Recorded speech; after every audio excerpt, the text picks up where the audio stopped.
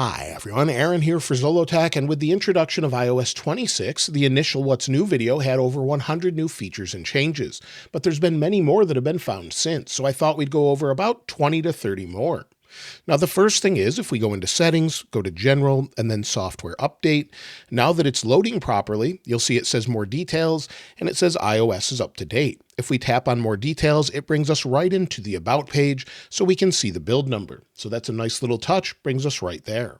Now Apple has updated the gesture for swiping back. Before, you had to swipe from the edge of the display to go back. This has been there forever, and now we can swipe from anywhere. So swipe from the middle of the display, we can swipe even from the far right of the display and go back. So it's nice that they've updated it and made it not just the edge of the display. Another gesture they've added has to do with the camera. When you're in the camera, just swipe up from the bottom to get your different options. So that's a nice new way, whether you're in photo or video. Again, you've got your different options there, switch back and forth, and if there's options available, just swipe up to access them, all with one finger. Something Apple has updated in Settings was supposed to be updated with iOS 18, but it looks like it's finally working properly in iOS 26. If we go into Search, maybe search for CarPlay, you can see that we'll find what we're looking for now. So whether you're looking for CarPlay, you're looking for Call Quietly, Calculator, Announce Calls, all of the different settings are finally here and they seem to work properly. Now another thing they've updated has to do with album artwork, especially on the lock screen. Now I didn't show this in the initial What's New video because the album artwork is dependent on what the artist uploads. If it's a full screen album artwork, whether it's animated or not, it now carries over to the lock screen. So if I press play on this NF album, go to the lock screen, you can see it carries across, and if it's animated, it will show as well. So that's sort of a really nice look, and if you lock the screen, you can see it here with the always on display. So it's a nice little touch, and hopefully they'll improve this even more. Maybe more artists will upload animated wallpapers and things for their album art. Now, when it comes to music, Apple Music now allows you to create playlist folders. So if we go into music itself, let's go into our artists here. We'll go into our library. And if we go into playlist, we can then go into our options here and create a new folder. So if we want to create a playlist folder, we can do that straight from here now, where it was a little bit more challenging before. And then, of course, I showed before where you can pin that information at the top if you want to do that, whether it's a song, artist, or album. CarPlay is getting a really nice update. If you're parked and the car is not moving, you'll be able to watch video on the CarPlay display. According to Apple on this website here, I'll link it in the description if you want to check it out, AirPlay video in the car will enable people to watch their favorite videos from their iPhone right on their CarPlay display. So as long as you're not driving, you could do this, whether you're maybe parked and charging your car or just getting gas or just need to take a break, you'll be able to do that. Apple has also said it will be bringing pinch to zoom to supported cars finally. This is something Android Auto has had for a while, but when you're in Maps, you cannot pinch to zoom on CarPlay. You have to touch the plus or minus button to zoom, so this is something I can't wait to see. CarPlay apps that stream audio for live sporting events will now be able to show a scoreboard for the game as well on the CarPlay display. So lots of updates coming soon. Of course, we'll need some updates from the app developers as well. Siri also gets an update this time around, and sorry if I triggered your devices there, but if we look for Siri, we now have a new Siri icon. If we go into Siri, it doesn't really do anything but bring us to the options. Some are actually seeing a Siri icon for their applications. So if you go into different areas of the OS, type for Siri, some people are actually seeing a Siri app icon, and then it just opens to a black display. So maybe they'll bring that back. Also, if you ask Siri to download an app, it will no longer bring you to the App Store. So let's see if we can do that. Download Pokemon Go. And you'll see it just pops open this little notification here, and we can download right away at the top. So it's a nice little convenience feature if you want to use that. If we go into the Reminders app, within a reminder, you now have the option not only to set the time of the reminder, but also the time zone for the reminder. So you'll see time zone here. It's currently set to my current time zone, Eastern time, but maybe we want something in, let's try the UK, United Kingdom. You'll see here that we now have London, United Kingdom. I could set it for that time zone, and now it's set for that specific time. So that's great that you can update your reminders based on that. A nice little addition there. Within the News app, if you use News Plus and you go to Search, go under Puzzles, we now have some new games. So we have Mini, Quartiles, Sudoku, emoji game, and crosswords. So you can see those now if you subscribe to it and you're using iOS 26. Within the Tips app, there's an update. At the very bottom, there's now step-by-step guides where you can solve common issues, get device diagnostics, and support with fast solutions. We'll tap Continue, and now you can see software update, troubleshoot issues, sending and receiving email. You have battery options, so you can go in here, it will check your battery and get you the best options. So we'll give it just a moment to continue checking, and you'll see your battery settings. Your battery health is normal, but there are ways to extend your battery life. So we can go into our battery settings and then see some suggestions here on how to make things a little bit better. So this is a nice touch that they've added to the Tips app. Now, also to go along with battery, we have what some people are calling battery intelligence. If I go ahead and plug in my phone, I've shown this a little bit. So with the phone plugged in, you can see it says there's 36 minutes to charge to 80%, 1 hour and 51 minutes to charge to 100%. And if we lock the screen, we can actually see this when we unlock, 36 minutes to 80%. So it only shows for a moment, but it does show on the lock screen. That's something I didn't think was showing up, but it's very brief and you should see it there quickly. So I wish it would stay on a little bit longer or give us the option to show it regularly. Now, one thing you may have already noticed is we have a new developer app icon. So that has to go along with WWDC. Once you install iOS 26, the icon updates on its own. Now, if you do have a focus mode for your phone or something else, you'll have the option to set a SIM card focus to disable one of the SIM cards or enable another one. So maybe you have multiple SIM cards set up, you'll have that option. Unfortunately, I don't have multiple SIM cards, so you won't see it here, but let me know if you're actually seeing this as well if you're running the beta. Now in Mail, there's a couple additional options as well. One thing I don't like that they've actually changed is before you could just tap in the upper right, and then you could quickly select all of your different email that you wanted to delete or change the status of. You can use 2 fingers to do the same thing like you always could, but now you have an extra step where you have to go in and then tap select. So that's something I'm not that big of a fan of. Maybe they'll give us the option to change it, but it is a change. Now, if we go into messages, not only can you set backgrounds, but if we go into messages here at the bottom, anywhere you tap in the text entry box actually lights up and responds to your touch. So you can see that here.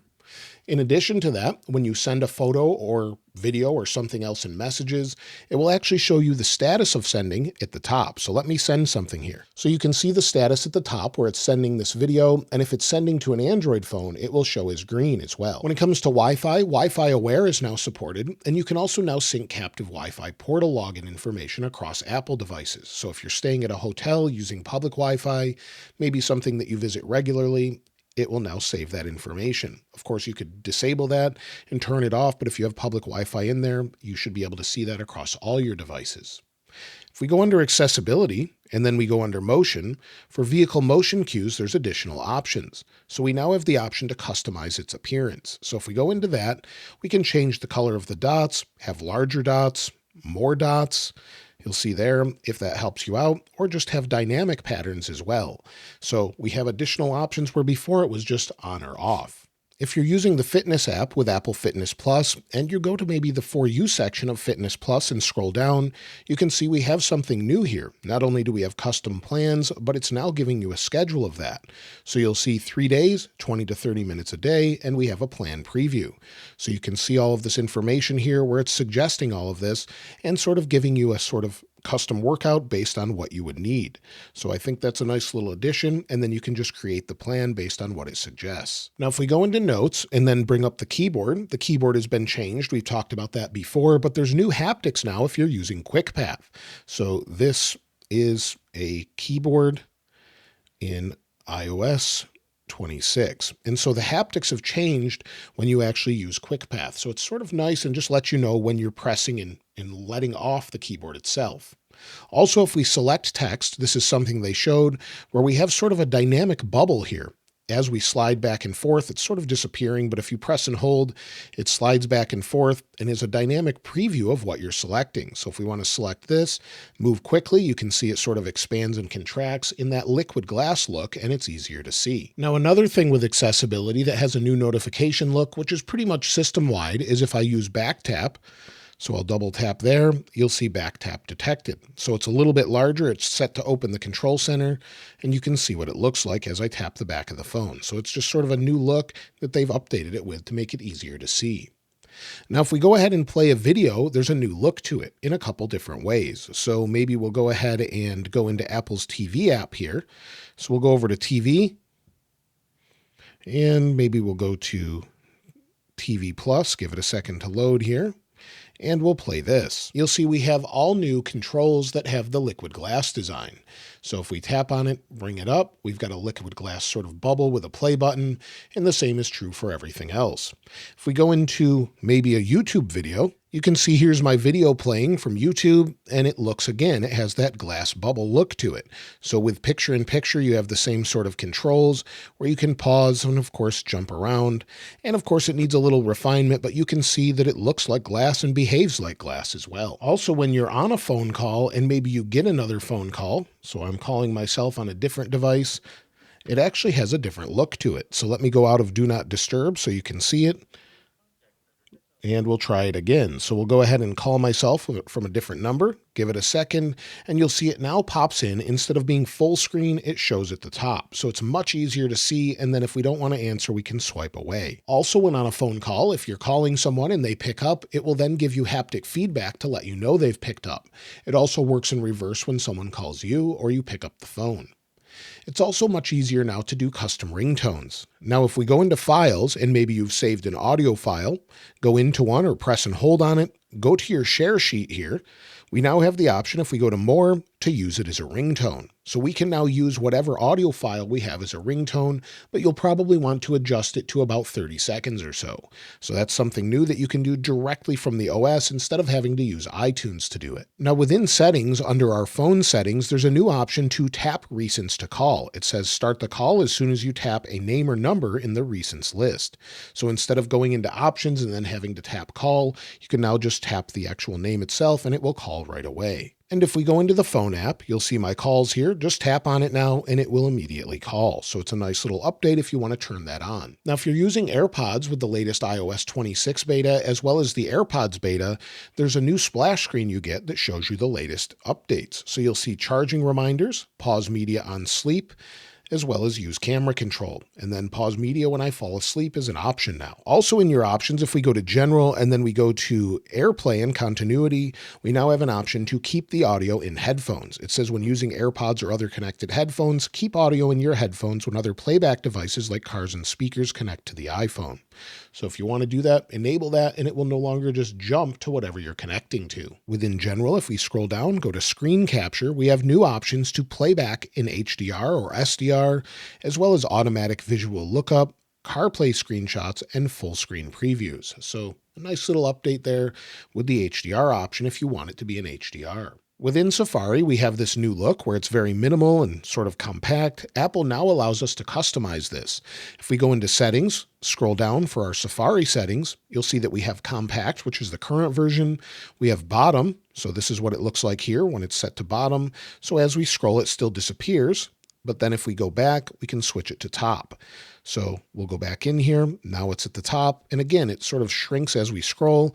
But if you don't like the look of it, you can then customize it. So again, back to compact, and we're back to the normal version. Another thing under Safari settings, if we go all the way to the bottom under advanced, you can see that we now have advanced tracking and fingerprinting protection for all browsing.